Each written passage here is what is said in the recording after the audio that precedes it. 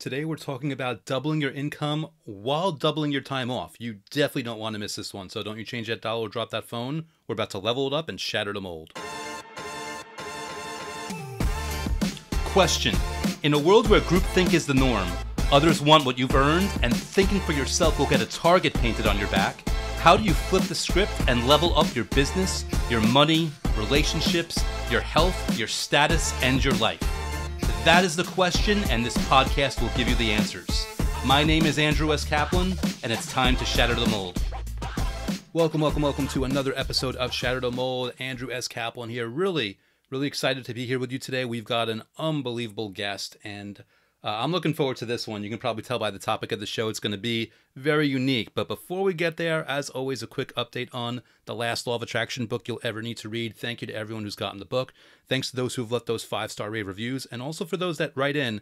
This week in particular, I've been getting some really amazing emails that quite frankly floored me. I'm so excited by the way people are using the content and by the way they're getting a real renewal in their energy and their outlook. And I just couldn't be happier. So thanks to everyone who writes in with that. Thanks to everyone who bought the book, who spread the word, who recommended it to your friends. I really appreciate it.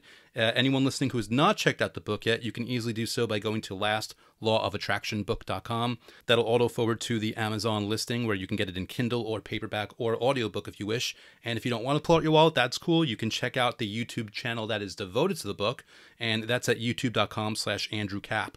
With that said, I'm switching up mics right now. We're going to get straight to our guest. And again, sit tight. This is going to be a really interesting one. Okay, so today's guest is very unique. We'll put it that way. Not to pump him up too much, but I'm going to read two quick things. I'm going to read his Clubhouse profile and his Instagram profile, or at least brief bits of it. Clubhouse is helping successful individuals double their income and double their time off in 12 months or less. 100% success rate. Follows it up on Instagram by saying, I help successful people double their income and double their time off in 12 months or less. In parentheses, you wouldn't believe who some of my clients are. Marx, Acosta-Rubio, thank you so much for being here and welcome to Shatter the Mold, and awesome intro, I must say. Thank you so very much. Thanks for having me. I look forward to having our chat. Yeah, and usually people that listen to the show know that I usually have like this long, drawn-out introduction, which is nothing wrong with that. I actually pride myself on taking someone's bio and working it into this fun thing where sometimes they're like, you know what, can I use that? I'm like, yeah, go ahead and use it. But what I noticed about you, we were having a brief conversation. I'm like, well, the thing about like Marx is he leverages brevity so well. Why don't I just go off of that? But before even diving into that, I did want to speak to one thing because we were having such a good conversation before the record button hit, so to speak, and I didn't want my audience to miss this part. I was asking you of like, was there anything specific you were interested in talking about today? And even going like the extra mile, like, is there something that we want to make sure that people know about you? And you were answering like, listen, and I'll kind of like turn it over to you to give your insights, but it's like, listen, there's a certain duplicitous nature that you were looking to avoid by trying, not that I was forcing you into that pigeonhole, but you want to avoid the duplicity of like trying to sell them on you. And I guess I'd open by handing it over to you to speak to that and let me know what you think about that. So, so Bruce Lee, when Bruce Lee started teaching martial arts, people don't realize it. Well, they might realize Bruce Lee was in fact first a martial artist, and then he was an actor, although he was an actor as a kid in Hong Kong. But Bruce had this weird thing. If you wanted to learn from him and you came to his class for the first 7 days, all you would do is spar. Just spar. And as a new student, you would get your booty beat, right? Because you get all these guys that are really good. And when they asked Bruce, why do you do that? You can't grow your business that way. Bruce says, I'm not interested in growing my business. I'm interested in finding individuals who will appreciate what I have to share, because I want to get the best of the best of the best of the best. And if they can withstand 7 days of getting beat up, then I will then say, well, they're worthy of me teaching them. So my philosophy in this kind of stuff is, I am not for everybody, obviously, nor do I want to be. And the reason we have a 100% success rate is because those individuals who get attracted to our philosophy are very unique in that they're successful and they want more from life with less. And therefore, they'll do the work.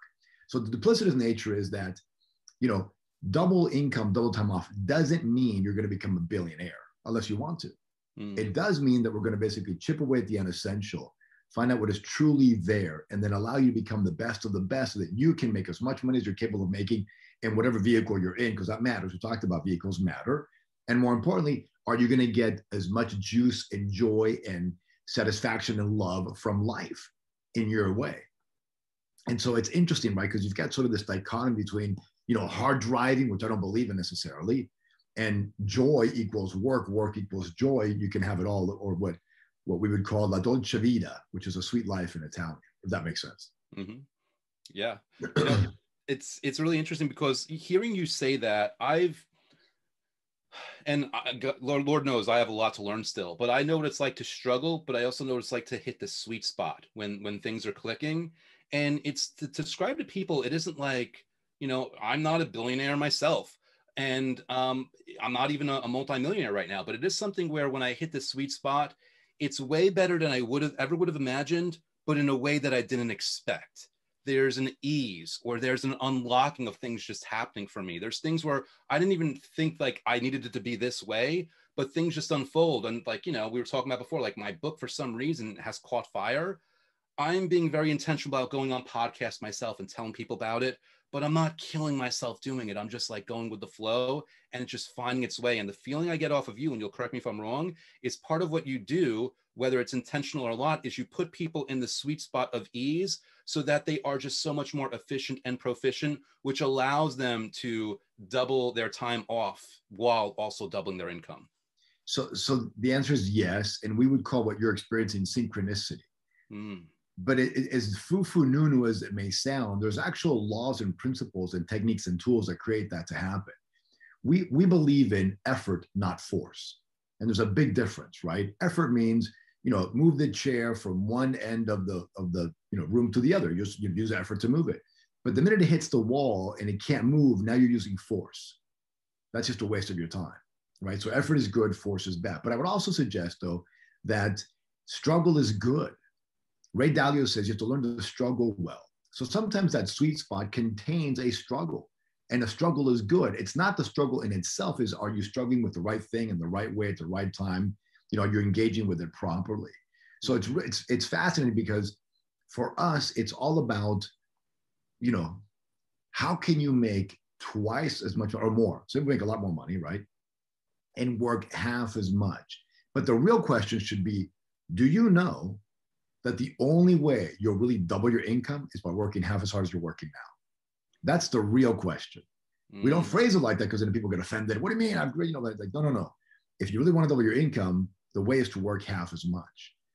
And when they go, well, why is that? And then we'd explain it. Well, here's why. And again, this isn't stuff I made up. This is stuff that I uncovered and experienced and created myself, because I am multimillionaire. I'm a decamillionaire, right? So, and I was broke twice. So it's not like I haven't struggled, right? And it took me a long time. So I get it all. But it was our own uncovery after we lost our first fortune of how do we double the income and double the time off? And we flipped the pyramid.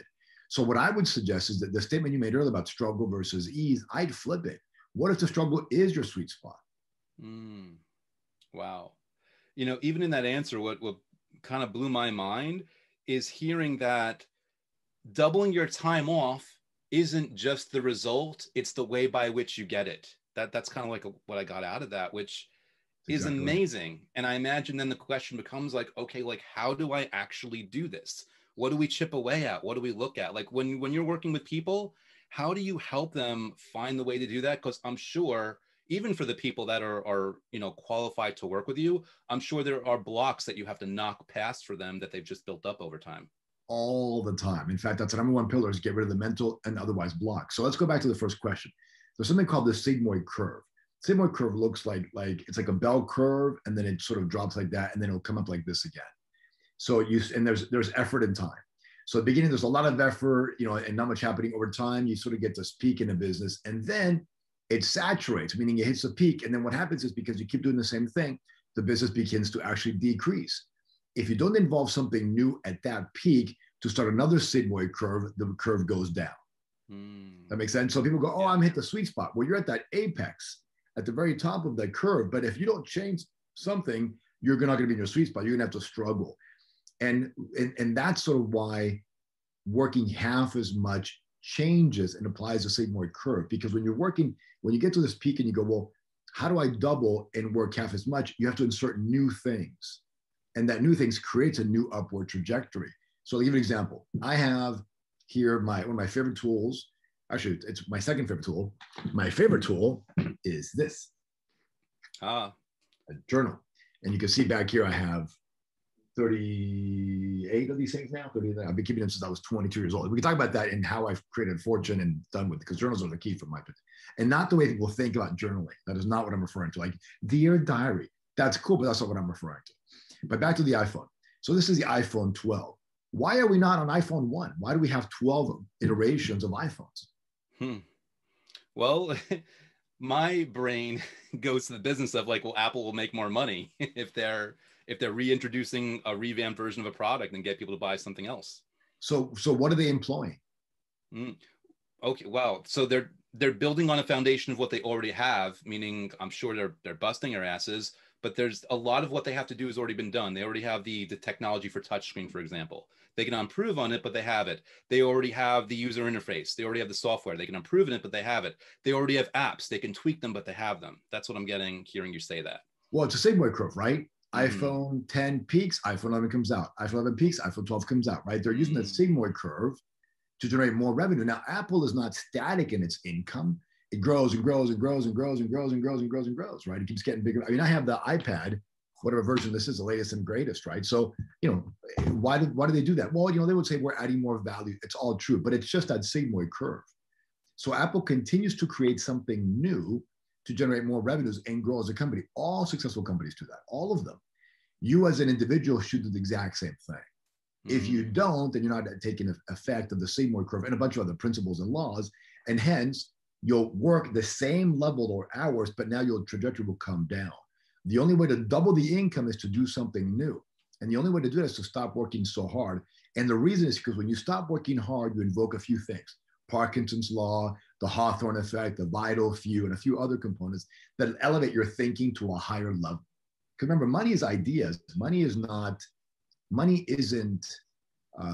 sold products. It's an idea that then creates a product to be sold, if that makes sense. Yeah. So back to the second part of the question, not to bogart the podcast, but mental blocks. So if we look at the brain thinks by remembering patterns. And the brain is so efficient. I mean, you drive a car, right? And I drive a car. Okay. So I don't have an office because I work from home. But if we go to the same market, we go to the same thing, right? You just sort of drive the thing. And sometimes your brain will zone out and and it's an autopilot, right? My brain's gone, been here before, know what to do. You can chill out, I'm going to take over. So that's the subconscious mind, or what we call the reptilian brain, the archiving brain. It thinks like that. So when you learn something, the brain goes, okay, we got it. Now we're going to continue that same pattern forever and ever.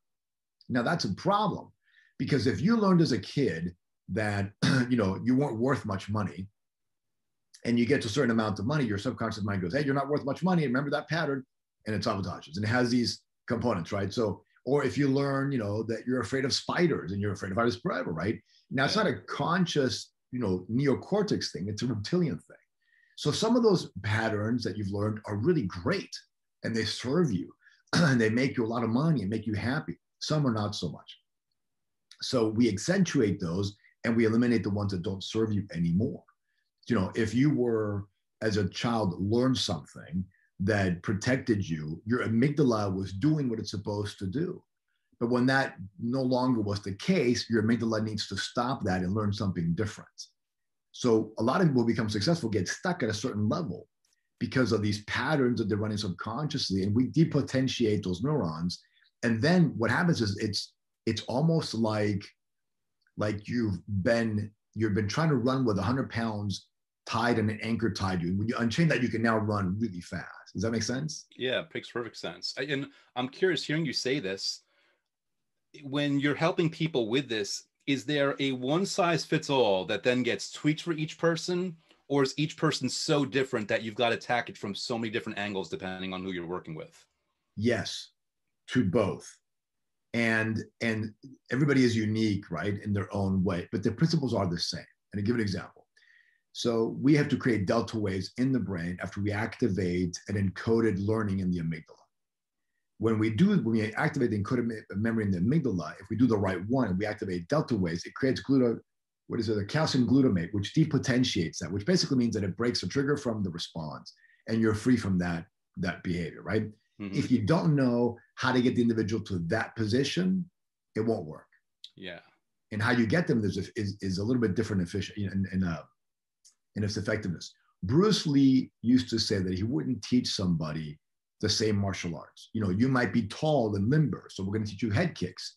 Somebody might be short and tight, we'll teach you knee kicks, right? They should all learn knee kicks and head kicks, but the way you play the game in the combat of arts is different. Which when you look at the UFC, you've got different fighters and different styles. They all know how to punch, jab, cross, hook, uppercut, overhand, bob and weave, right? All that stuff. But it's a little bit different. Why is it different? Because their makeup is different. The principles are the same, but how they get to apply them differs. Does that answer the question? Yeah. Well, you know, and I don't know whether this is intentional or just, you know, your way of being there. There's an air, and I mean this in a good way, by the way.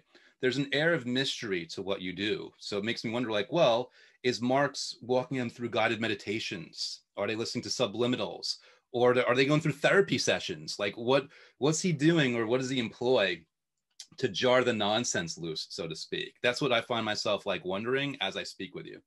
Good. Well, I'm glad you're wondering that, because that's a good thing to wonder. So the answer is, I don't do guided meditation. I don't do that new foo stuff, right? If you look at and I'll tell you what I do. If you look at my history, right? I was, I dropped out of law school. I didn't want to be an attorney, but I grew up in the martial arts world, as evidenced by my metaphors and analogies of Bruce Lee and these guys. And I didn't care personally. This is just my own style at the time. I just wanted to be a great fighter. I didn't care what they called the Mukjung dummy, or they called the Bao Geotech, all this stuff. I didn't care. And I didn't like the flowery stuff. 10,000 none of that appealed to me, because I knew, and I grew up, and I grew up with some fights around me, right? I knew that real life combat was very different. And I think it's Bruce Lee that said, truth is found in combat. It might have been somebody else, might have been Musashi, I don't remember, but I believe that truth is found in combat. So what does that mean? That means that the only thing I care about is what works in the real world. What is utilitarian? What can we actually employ verifiably through science and experience, both, that works? And then we say, okay, great. How do we then apply this to you? So Bruce had this thing where he wanted to be so good at what he calls the byoju, which is the eye jab, that it didn't matter who was in front of him. He would be so fast and so accurate, he could eye jab him, and that would nullify the opponent. No need for punching, kicking, grappling, none of that stuff, just eye jab. And if you ever watch the UFC, where somebody gets an unintentional eye poke, it almost ends the fight instantaneously. Yeah. So Bruce was right. Now, Bruce was not about these flowery moves, about economy of motion, the shortest distance between, 2 points of a straight line, whatever have you. So what we look for in focal point is, how do we get you to shut all that nonsense so you can focus on the vital few things that will have the biggest impact? What is your eye jab? What is that where do we put the X, the focal point, where if we focus on that issue in your health, your finance, your investment, your career, relationships, right? All the 7 areas that you focus on, how do we put and keep you focused on that? And then it's what's standing in the way? What's the bottleneck? What's the, what are the issues that we have to get out of your way for you to achieve that metric in those areas? So what we do, for example, when somebody, because I listen and I watch very intently, and I look at your eyes and I look at your physiology and your subconscious tells me, and I listen to what you're not saying. Now I have a bazillion years in training and hypnosis and NLP and havening and all these other technologies, right? So I get to cheat in that way. And then I go, okay, cool. And then I hypothesize, if we could just get rid of this or change this over here, will he or she achieve this outcome? And then we play around with it. And then I go, okay, cool, let's get rid of that and see what happens. And then we verify, hey, yes, it did work, it didn't work. And so I'm unique in that respect, because I don't care about what modality I'm using per se. I care about, in the sparring of you with your life, with your world, are you defeating those opponents and enjoying the journey? Mm-hmm. And if we can find out really easily, meaning, what's your hourly rate? Is it doubled? And, how much time have you taken off? Is that doubled? Now we cheat with the time off. That's pretty easy to do. So it depends, but we do have 10 things. We go through lifestyle, we go through productivity, we go through contribution, we go through growth, we go through health and finance and investment. But the very first thing we do, now we don't tell this because it's not very sexy, it's we eliminate the roadblocks, both mentally and otherwise. And sometimes, I know I'm being verbose, I apologize. Sometimes we have to literally depotentiate those neurons in the amygdala, but sometimes it's just a shift in perspective and seeing it somewhere different. But what I look for, what I care about, there's only one thing I care about, is your emotions or your behavior. That's it. I don't care if, you go, wow, Marx is so brilliant. He's so smart. None of that matters to me at all. I just care, have we modified your beliefs to modify your behavior so you feel better and different? If we've achieved that, then the rest is easy. Because I can tell you, here's my system. But if your ass doesn't believe it, it's not going to help. Right. Right. Real quick side note, you said, hey, it may not be sexy, but we work on these blocks first. To me, like, oh my God, that's the sexiest thing, right? Because my brain's saying, well, once that's out of the way, anything you do is going to be such an accelerator. So I mean, I love hearing that. I'm sure I would imagine people in my audience also love hearing that. And that's really cool. Now, what I'm very curious about is like, what got you here? Like, what made you go down this road to level? I mean, obviously, your level, I don't know if you'd use these words, but you're at a level of mastery, and there's been so much experience and so much behind this. Like, what got you on this path, and also what kept you on it? Great question. So, when I was a little kid, my dad was a mobster and my mom is a lesbian. And at one point she was a drug addict, but she's not a drug addict, but she's still a lesbian because, it's genetics, right? You can't change that. And, my mom and dad married in the 60s and they're from Venezuela. My dad was Cuban. My dad found the Bay of Pigs. He's now deceased. He found Bay of Pigs. So, it's a different era, right? South America. She writes to him in jail because my dad's older brother married my mom's aunt. So they connected. And when they fell in love, they got married. My brother was born, I was born. Then around the age of 4 or 5, my mom left my dad. My dad kidnapped me and my brother, which is really interesting. Wow. Because she was doing drugs and, all kinds of crazy stuff. And then she fled the country in 1977, brought my brother and I here in 1978, back to California when California was an amazing state. The weather's still great, but the politics are now terrible because you can't do anything anymore. It's horrible.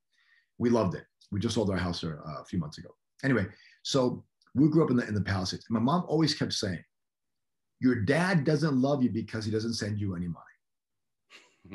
Now, my dad was sending money, but he wasn't sending a fortune, sending, whatever he could afford at the time. So I learned what? I learned if I want my mom's love, what do I have to do? Got to provide the money. Got to make a lot of money. So I set out to become a millionaire. So if I become rich, I can provide for mom. I can get her love. In fact, everybody will love me because I'll have money to give to everybody, right? So that's right. So that got me on this, and talking about learnings and patterns, right? But I sucked at school. I mean, I was terrible, dude, terrible. And so one day in I think it was 7th or 8th grade, there was a career fair. Long story short, the 3 professions that made the most money were accountant, attorney, and doctor. Well, I was not going to be a doctor, too much schooling. I hated numbers because I could barely add 2 numbers together. Although I found that later, if I put dollar signs in front of them, I could do it in my head like that, which is really interesting. Isn't that interesting? Isn't that interesting? And let's go be an attorney. So, went to college, did okay, got involved in martial arts early at age 16, thank God. Went to law school, was miserable, dropped out.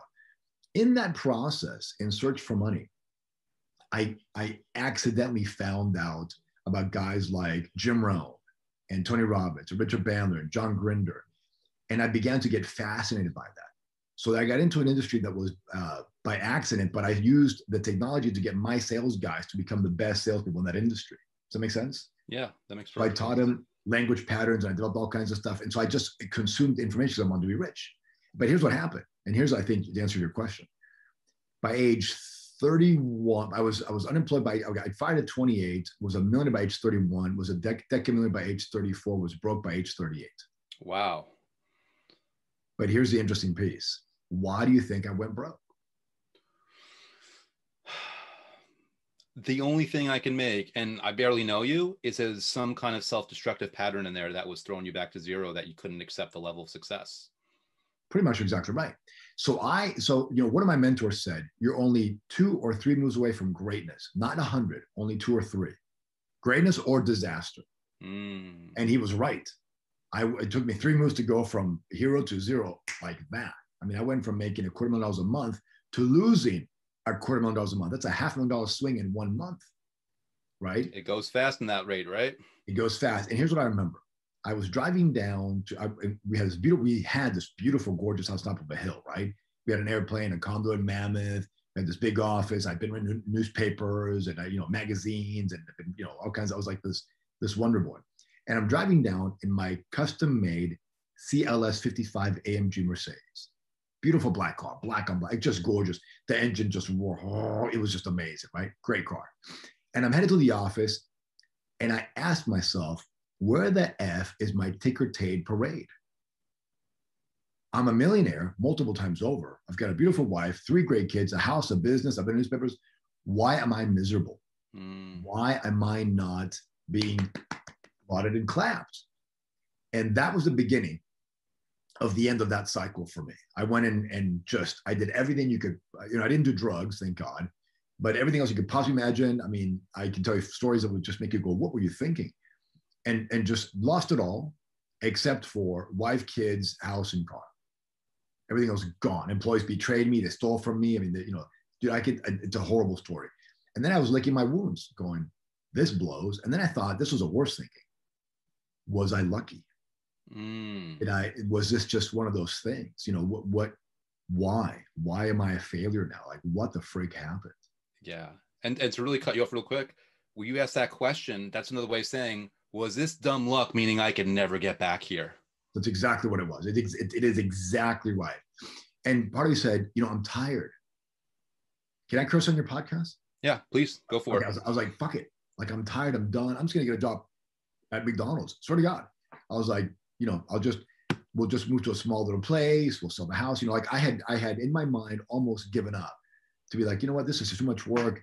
I got betrayed. My people who were there, my friends of mine betrayed. I mean, that's, goes on and on. And the pain was emotional, was terrible. Right. And I just said, fuck it. I'm done. Like I was going to resign.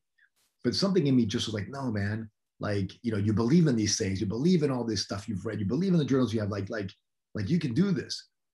And so little by little, I went back through every single journal I had that I kept meticulous notes. And I was like, what did I do right? And how did I screw that up? And I started extracting, well, I did this right, not techniques, but principles of laws, right? Like, I applied like the law of gravity. I applied this law that worked out for me. So I made a list of all the things I thought I had done that made me rich and things I thought I had done that made me a failure. And not just in the sense of income, but as a husband, because I had failed in that too, right? As a father, I had failed in that too, right? So all these, when I was a good husband, what was I doing? When I was a bad husband, what was I doing, right? Like I was an asshole to my wife. Why the fuck would I do that? So I made a list. I still have the list of all these things. And then I said, okay, I'm gonna get back to work. And I started working, pounding the phones, whatever have you, just working hard as I could. And nothing was happening, dude. Absolutely nothing. And I was like hitting my head against the wall. It's like, this is on my list. Why is this not working? Right. It's exactly right.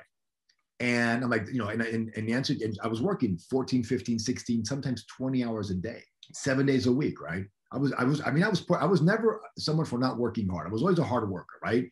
You would never say Marx is lazy. I worked hard. And one day my wife comes over and we can't pay the mortgage, nothing, right? And there's more to the story, but I don't want to, bore the audience with it. But so one day she comes over and she's like, what if you did the opposite of everything you're doing? Because whatever you're doing isn't working. The old George Costanza, right? Exactly. Serenity now. So I thought, and I don't know if she meant it literally at the time. She says she meant it literally now, but who knows? She meant it literally. And I thought to myself, what the fuck? What if I do that? Like, what I've got to lose? I'm not making any money. I can't pay my bills. I'm about to lose everything, right? I mean, I'm in trouble with the mortgage, everything, right? And, and my kids, private school, are begging me for the money. I'm making the money. And I thought, well, what if I do it literally? And somebody just said, give it a go. So I went backwards and I said, what do I value? And this was interesting. This is part of our process. So when somebody joins up to Focal Point, we give them a 63-page intake form. And in those intake forms are some of these, it's heavy duty, dude, which is amazing. There's some of these questions that I went through that I asked myself, right? And one of them was, what do I really value? Not what do I say I value because I want you to like me, but what do I really value? Like, right. What am I, not what I'm supposed to value according to what I've been told my whole life. What do I actually in this moment truly, authentically value? 100%, right? And it wasn't what I thought it was. And I was like, ooh, this is kind of scary. Like, do I really value that over this? Holy fuck. And the answer is, and I was like, just be honest. No one's going to see this. Just be honest. And the answer is, yeah, I value that more than anything else. So I thought, that's really interesting. And then one of the things that I valued that was number one was freedom. It wasn't my wife, my kids, it was freedom. Now, my wife and kids are the most important thing to me, but in terms of values, freedom's number one for me. I thought that's interesting. And, people will say, well, you should value others. Like, okay, that's cool, but that's not what I really value, right? That's not what genetically I'm encoded for. Yeah. So I made a list of what I truly, truly value. And then I thought, why am I working so hard? Why would I care so much? Well, I'm afraid. I'm afraid of losing the house, the wife, the kids, afraid of being ridiculed even more, all these things. What if I stopped that? What if I just didn't care anymore? So I went, okay, cool. So I flipped it, and guess what came up first? Not money. What came up for me first? I don't know. Happiness popped into my mind. It's like it's gonna be different than happiness, but No, that it was lifestyle, which is happiness, right? Which is like, when was I the happiest? When I was growing the company. When was I the happiest? When I was learning martial arts and getting beat up, right? When was I happiest? I was all these things, right? It wasn't when I achieved it. It's a journey, but it's a cliche. Yeah. I thought Like, lifestyle more important. Lifestyle not as in high roller, but lifestyle is in how am I actually living my life in congruence with who I am. What makes me happy? Mm-hmm. I mean, what makes me happy, right? So I thought, okay, cool. So what makes me happy? I was like, well, what makes? Well, I like really nice things. I like high class, right? I have a Picasso, and I've got, I like art. I like nice things. They cost money. Okay, cool, got it. Love to travel. Love to travel. I like to travel first class. I hate sitting in the back, all crunched up. Right? I like to travel first class. I like being catered to. I like being taken care of, right? And these are not popular things people will admit to, but I do. I like going to a restaurant and going, oh, it's Marx. Come on, we got your table for you. Call me shallow, don't give a fuck. It's just what I like, right? It's what makes me happy. I like not having a schedule. I like not being employed, right? So I all these things that I truly liked, that I valued, that generally made me happy. And I thought, okay, cool. And then I said to my wife, because we had had a huge argument the night before. And so the next day, so she argued, she throws this milk. She was just, it was me. I was being such an asshole, right? I was lonely and sad and angry of all the betrayals that had happened. She throws this milkshake at me, and I laugh. And I thought that was a bad thing to do, to laugh at her milkshake throwing. So then the next morning, she's taking a pee, and I walk up and I said, hey, baby, do you want to do something crazy that we shouldn't do that we can't afford? And she's like, yeah, because she's amazing. And I was like, let's go to Europe. This is now 2008. We're broke as fuck right now. Like, we have no money, right? And we're living off credit cards, literally living off credit cards. And she goes, well, how are we gonna do? I said, look, we've got a ton of points on the Amex. You'll go get the seats for the Amex, and then we'll put on credit cards. Let's just get out of here. Let's just go clear our heads. And not those exact words, but pretty much. She goes, okay, great. So we go to Italy. It was the most amazing, just to us two. My mom babysat our kids. This was a billion years ago. We go have a great time. And then we're sitting in this place, and this is now Venice, Italy. And we're staying at this beautiful hotel, all credit cards, right? I'm thinking, at halftime, I'm like totally present. Halftime, I'm going, how am I going to pay for this, right? So we go there, and we go, hey, we want to have a really nice dinner. Now, we don't drink. We've never been drinkers. We just don't drink. We tried it. It wasn't our thing. And the guy goes, oh, go here. I said, no, we don't want to go to the touristy place. I want you to tell me what the best meal is for the locals. And the guy goes, okay, takes the map, flips it over, draws the streets, because they're tiny, if you've been to Venice, they're tiny little streets.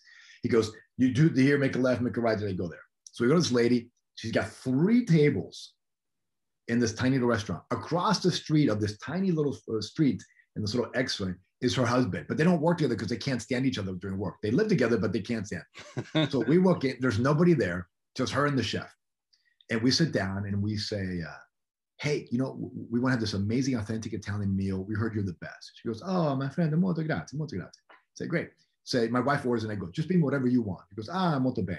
But if I bring you what I think you should eat, you have to drink this bottle of wine.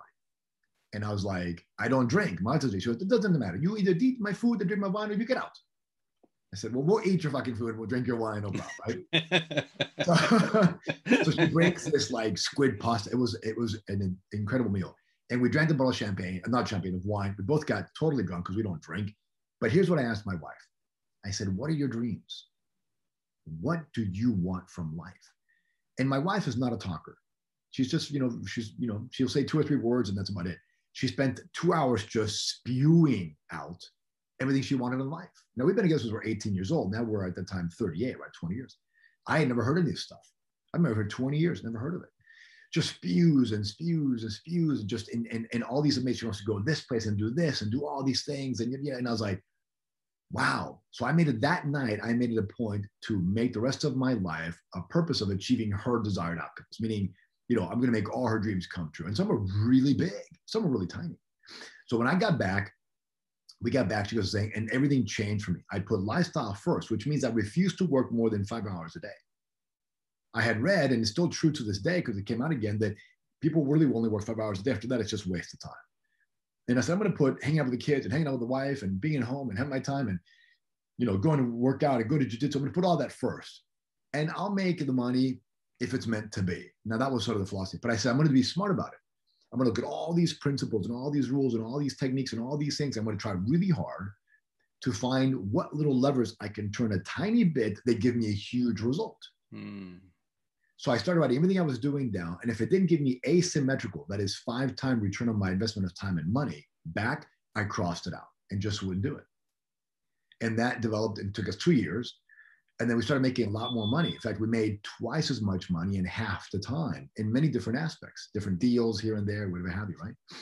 And then I got into coaching by accident because one of my buddies said, hey man, he was pretty successful. He goes, would you coach me? And I was like, I don't know, man. I mean, I'm kind of just, doing my own thing. He goes, look, I'll pay you. Just teach me what you're doing yourself. And I did. I taught him for 12 months and nothing happened. He didn't make an extra dollar. It was terrible. He paid me a lot of money at the time too. And I was like, dude, stop paying me. Just stop paying me. He's like, I believe in you. I know I believe in you. And I taught him, one of the things we haven't talked about is how to turn a company into a great company. Right? There's a saga, symbols, rituals, magic, and code of conduct. And we employ those components, right? And there's a lot of other pieces that we do in the coaching program that really help. And why a saga? And then there's a BBR formula, belief, behavior, results formula. There's all these other cool things we haven't chatted about because I know we're limited in time. But I taught him all this stuff, right? I taught him, the 4 aspects of a CEO. Actually, at the time it was 3: chief strategist, chief team builder, and chief sales officer. And no matter what I taught him, nothing. And then one day, we're having a conversation, and I always told him, just stop paying me because it's not fucking working. Like I make enough money and you make enough money, but goes, no, man, I need help. And he liked talking to me, so he enjoyed the conversation, but it was a very expensive conversation for him. Anyway, so I said, dude, let's run you through something that I ran myself in when I came back from Italy.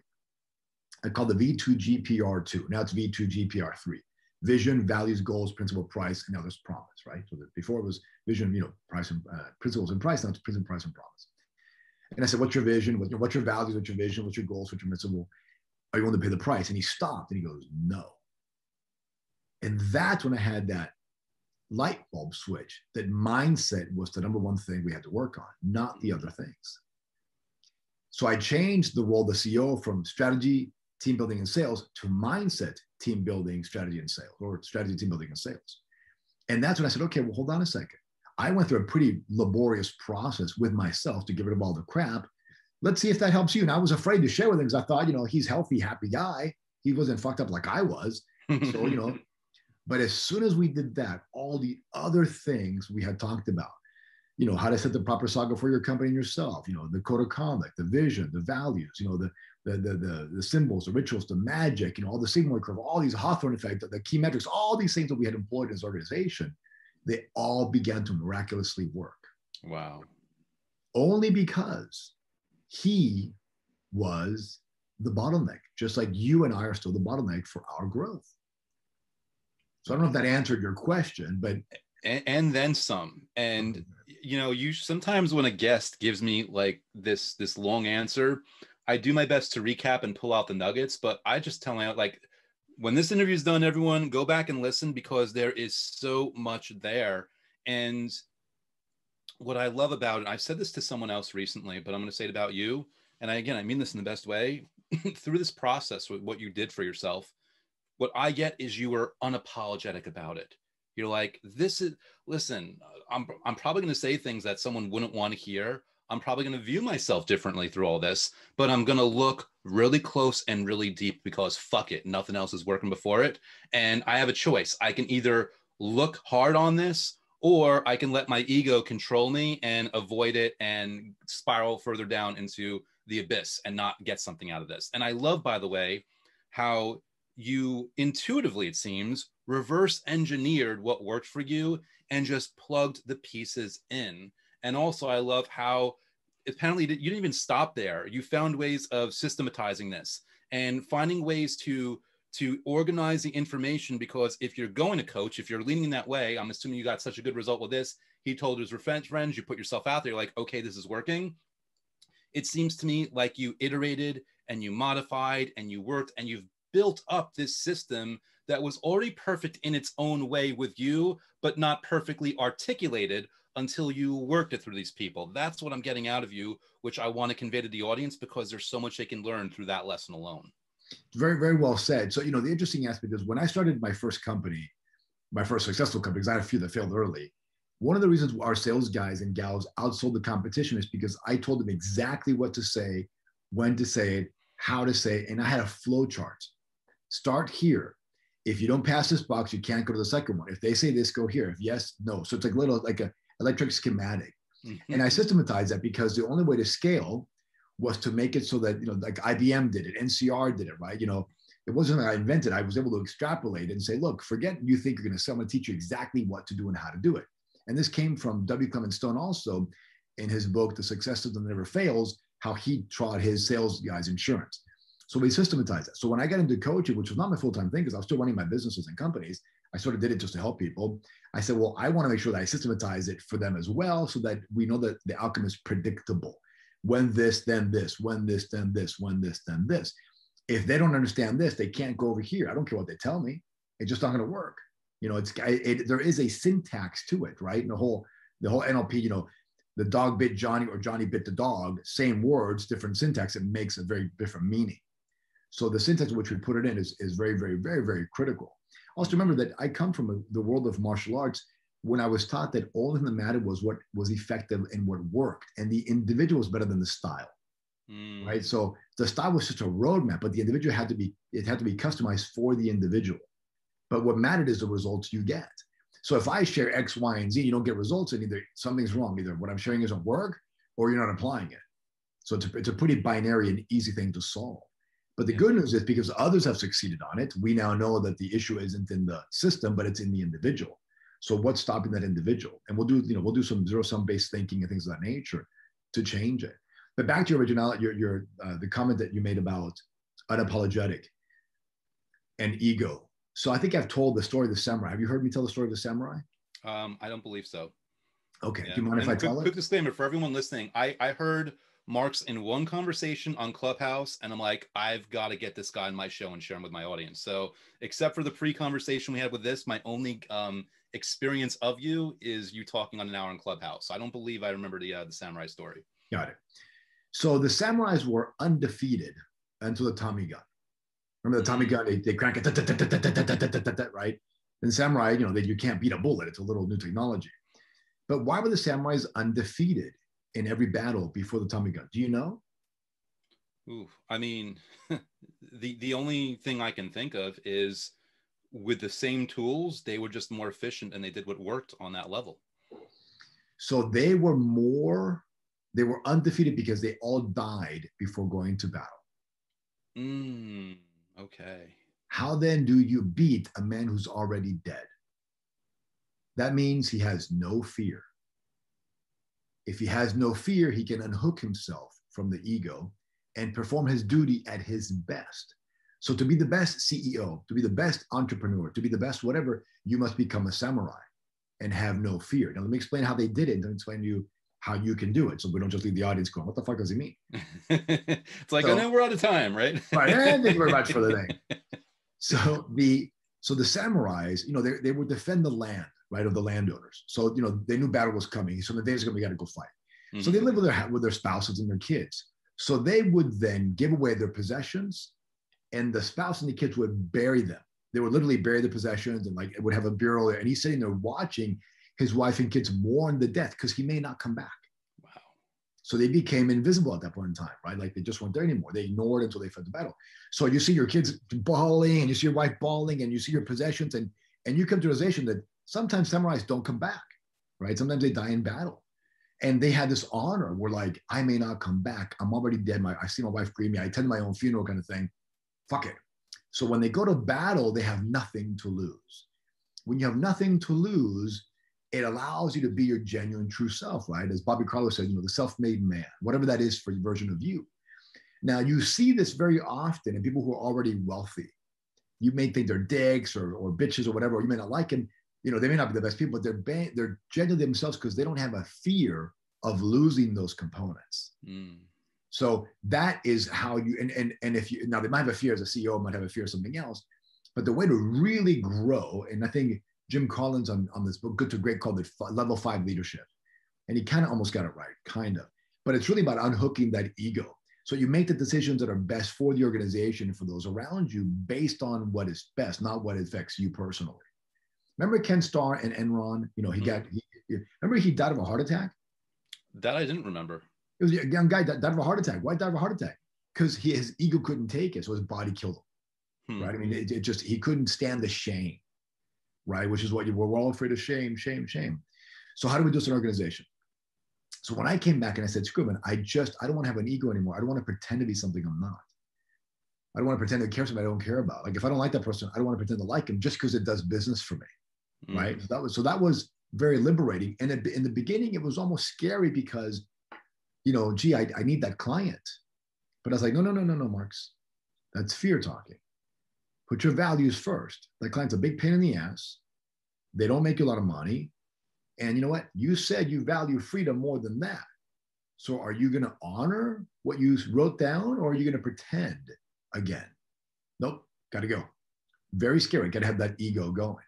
And then I thought to myself, okay, if that's true, meaning if I value that more than anything else, but I still want to make all this money, how do I do that? And the way to unhook the ego in our business world is to create a saga. And the saga is language that inspires action for strategic results.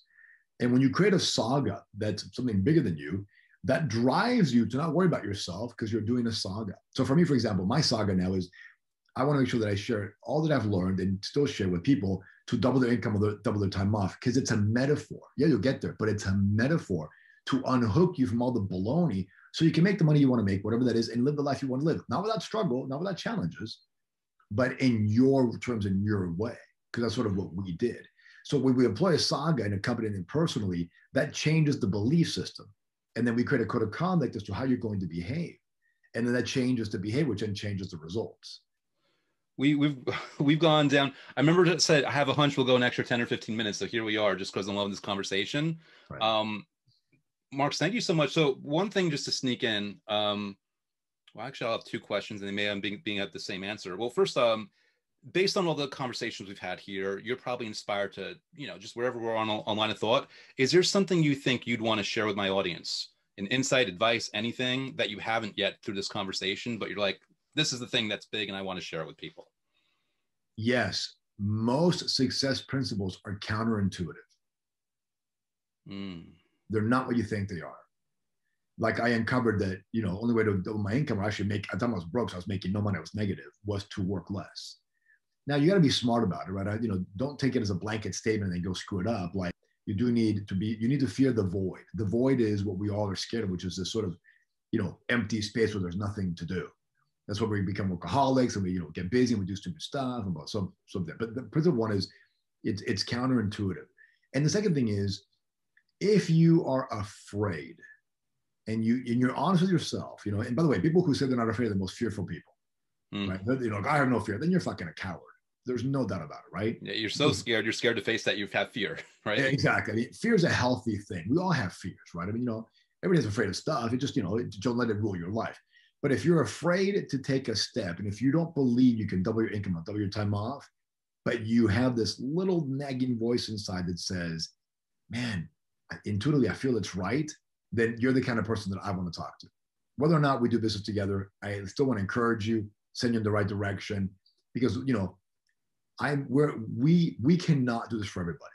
It's impossible, right? Not everybody, I don't believe anybody can achieve their dreams, and that's bullshit. Like I've met enough people that there's a lot of losers in this world, and they're going to be losers for the rest of their lives, and just losers. It just sort of is what it is, and that this whole thing that everybody's got a special gift, it's bullshit. I don't believe any of that. If you believe it and you have results to show for it, you are unique and different. That is, you're not stuck in a 9-to-5 job or things of nature, then you probably are that few, you know, 3, 4, 5%. That's who I aspire to. The reason we have 100% success rate is we pick those people who say, man, I don't believe you. This is bullshit, but I'm willing to give it a go. Because if what you say is true, I'll do the work and I'll make the effort. That's where we succeed. If we don't convince anybody, obviously, right? Because that's a fucking losing proposition, right? Yeah. We find begging for disaster. It's 100%. Like Bruce Lee, we find people. Oh, you want to learn from me? Great. Come and work out for 7 days and spar. And if you can last 7 days, then I'll show you what I know. And then you could take it to the next level. Mm. You know, Bruce was, one last story about Bruce, and you can ask him a question if you want. So Bruce, you know, we saw him in the movie theater, was just this gorgeous human being and, you know, super fast, the whole thing.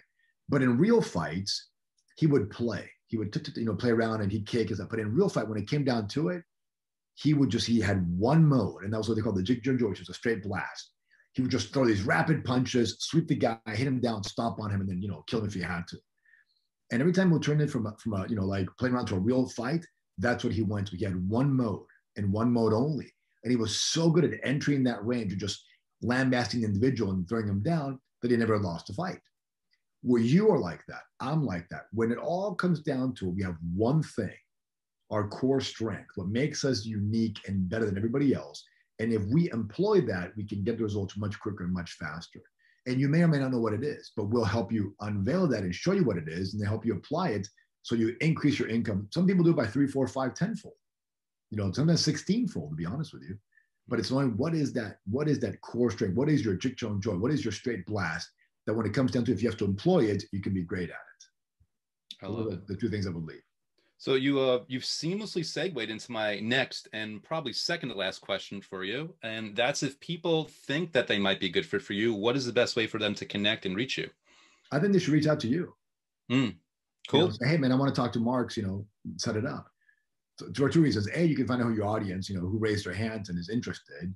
And B, this way you can control the flow. You know, you can send them to me and whatever the case may be. And then I'll talk to anybody. I mean, you know this. I have, my time is my own.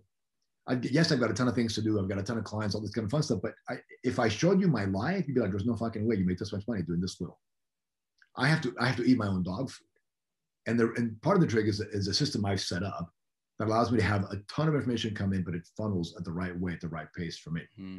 So I'll talk to anybody about anything, because I believe, you know, I grew up as a poor Hispanic kid, right? And when I went to the States, we had no money, kind of stuff. And I didn't have a father. Loved my dad, but he didn't come along. He stayed in South America. So I've always looked for father figures. And I've had a few mentors in my life, guys like Stephen Heller, Camp Frazier, and a few other individuals. Those are both deceased, unfortunately. You know, Peter Daniels, I mean, a bunch who's still alive. And then I read a lot of books. And throughout my life, some of those guys had such a big impact in my life that it really changed the course of where I was headed. And so I've always said, I'm always going to give back that. So if I talk to somebody and maybe they don't sign up or they're not a fit, whatever it may be, but that conversation changes their trajectory, it's good karma, right? It's going that Napoleon Hill, so we talked about earlier, doing the extra mile, you know. And so I'll talk to anybody. Now, if after the 30-minute conversation, I decide you're not worth it, I won't ever talk to you ever again, right? But I'm happy to have the first chat. So reach out to you, send it to me, and I'll talk to anybody. And I want to emphasize this, if they were like I was, scared, but there's a little bit of tiny glimmer inside that you're meant for more than this, you're probably 2 or 3 moves away from either greatness or disaster. Now is the time to do something. Whether me or not doesn't matter. Just now it's time to do something. Love that. Most unique answer to that question ever. Thank you for that. And I guess we'll see how we do on this last planned one for you. I often ask just because I'm always surprised, but if you could go back in time, 10, 15, 20, 25 years in the past, and give the earlier version of yourself any piece of advice, what would that advice be? Sell your company before you destroy it. Nice. Very practical. Very practical advice, you know. Move out of California, move to Texas, you know. It's tough because I wouldn't be where I am today, obviously, if that hadn't happened. Actually, you know what? I think I would do a do-over. I think I would go back and tell myself, it's going to be okay. You're going to be okay. Not going to be easy. You're going to struggle, but you're going to be okay. Have faith. And not faith in the Lord, although you can if you want, it's up to you, right? I mean, you know, either way is okay. But faith that if you do the right things, things work out right. And faith gives us that peace of mind that, yeah, you know, it's the lack of faith that causes stress, right? So like this podcast, right? You know, you said, what can I do? Say, I just want to give a good podcast, so whatever happens, happens. I have faith that this is something I'm supposed to do. I don't know why. I don't know, nor do I really want to question why. It just is. And I approach my life as much as I can that way, which gives me confidence and peace of mind. And I think what you considered, you called sort of this not caring attitude, right? It's less not caring. It's not being indifferent. It's being faithful and confident. If you don't like me, sorry.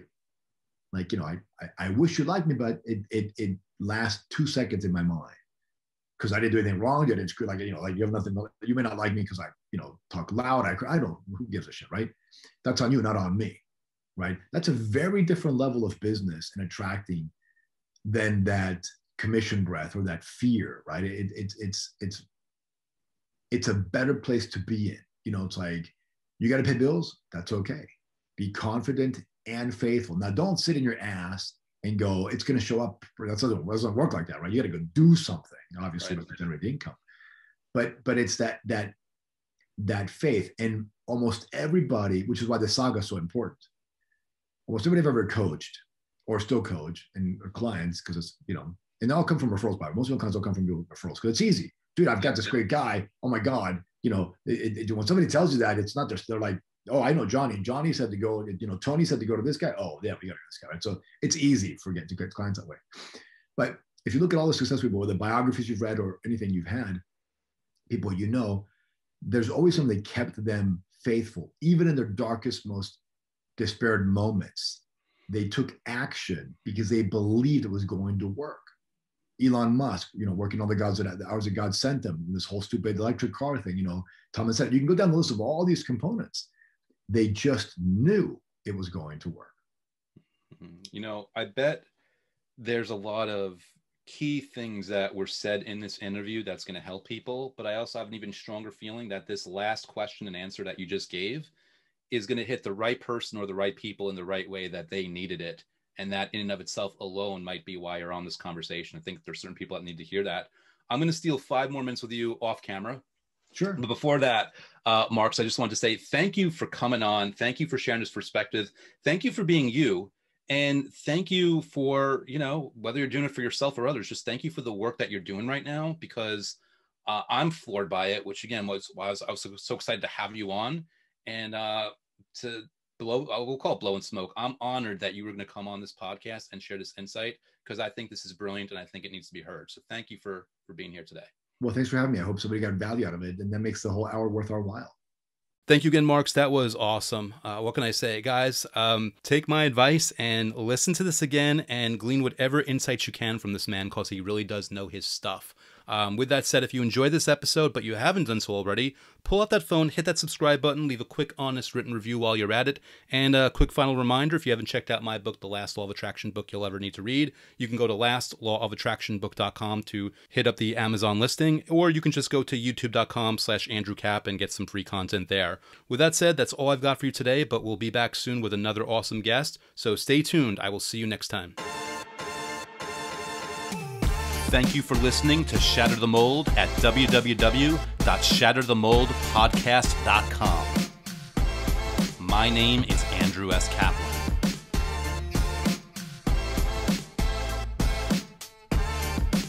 My name is Andrew S. Kaplan, and it's time to shatter the mold.